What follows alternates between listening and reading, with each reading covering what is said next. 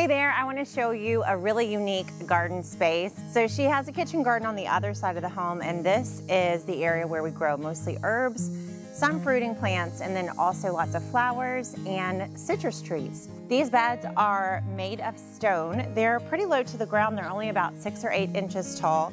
And you can see all the things that are really thriving here. So we have lots of peppers. I mean, look at how packed these pepper plants are with fruit. Here we've got some mint and lemon balm. We have rosemary, chives. Here we have some okra, and on this panel trellis we have some tomatillos.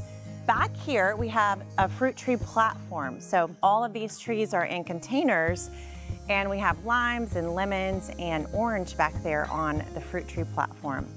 Then over here on this bed, it's mostly a repeat of the other side. We have some lantana, lots of pollinator-friendly plants. We've got tomatillos here on the trellis. Look how tall this pepper plant is. These peppers are so tiny. Do you see them?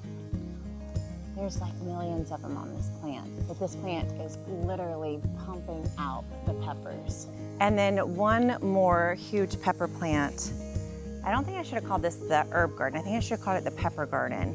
These look like ghost peppers or scorpion peppers or something. I'm scared. So this is right outside of our client's window, kitchen window, and I think it's just a fun way to show how you can incorporate edibles, herbs, fruiting trees, and obviously peppers in any kind of landscape around your home. Thanks for watching, and thanks for bringing back the kitchen garden with me. See you next time.